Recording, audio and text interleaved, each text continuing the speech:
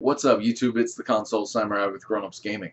We've been hearing a lot about virtual reality. We've heard about a wide variety of different types of virtual reality, going all the way from Google Cardboard at, what is it, 10 bucks, I think? For just a cardboard box with two lenses that you put your phone in, and it gives you the most basic version of virtual reality, and probably a hell of a headache. All the way up to Steam VR or HTC Vive, the Lamborghini of the virtual reality headsets, the most expensive one. And I don't think they've come up with an official release date or an official price yet. And of course, all the headsets in between, the Gear VR, the PlayStation VR, Oculus Rift. But the gaming community is still very divided, and they're not even just divided on which headset to get, which one is going to be the best. A lot of gamers are actually divided still on even whether or not virtual reality should be a thing. There is a camp of gamers who are completely against the idea of virtual reality. And I think a lot of the gamers who are completely against it are, of course, the people who are just against change of any kind. They don't care about what's going on. They like familiarity. They don't want anything to change. And that's, of course, always going to be a group of people who are there.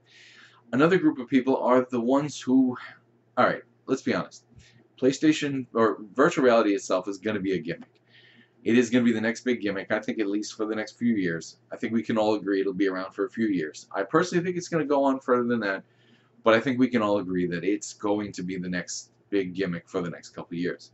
And I think there's a lot of gamers who have bought into that next big gimmick and have been burned on it time and time and time again, no matter what it was. Whether it was the Virtual Boy, the original virtual reality headset for the house, the iToy on PlayStation 2, the Kinect on Xbox One, which before anyone starts flaming my video, Kinect is a good product. It's just that Xbox is kind of put on the back burner. They're not really making Kinect games anymore. It still works. It still is great for controlling your Xbox One, but I feel like it kind of fell flat on its face, where it didn't really do everything that was sold to do because Xbox kind of said, yeah, this isn't really selling as well as we want. Same thing with the PlayStation 4 camera. And all the people who bought the Wii and the Wii U expecting more than it actually gave them. We've been burned on gimmicks time and time and time and time and time again. So I think there's a lot of gamers who are just really hesitant to jump on this virtual reality hype train for the next big gimmick. And I completely understand that. And then I think there's also a group of gamers who are old enough to remember what virtual reality promised us. Virtual reality was supposed to be this new amazing experience, just like it is now, where you're in the game and it's going to be amazing, it's going to be great. And I've done it. I did it in the arcade. I spent the 25, 30 bucks for a 10-minute session, and it didn't live up to the hype at all. At all.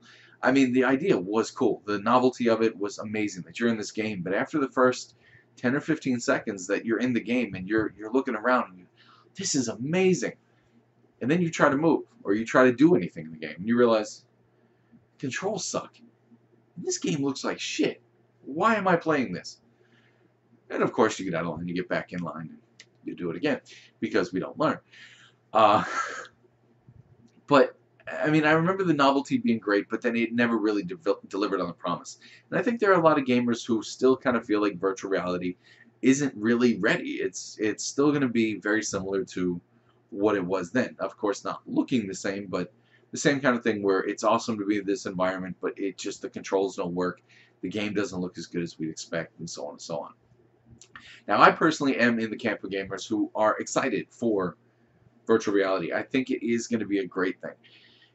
Do I think it's going to be like The Matrix where we jack in and we can't tell that it's a video game? No.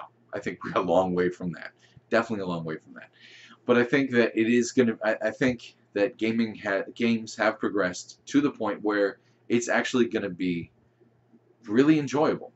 Because I am old enough to remember going and, as I said, going to the arcade and playing virtual reality. And I remember what it looked like. But I also remember what video games looked like then. Video games were not super realistic back then. They looked like virtual reality looked. All the polygons and all the hexagons and all that crap, that it made games didn't look so good. That's what video games looked like. Looking at video games now, and no PC fanboys and we're console fanboys and just true looking at the games, I think we have to admit that games look pretty damn good now. And I think that's going to translate to virtual reality really, really well.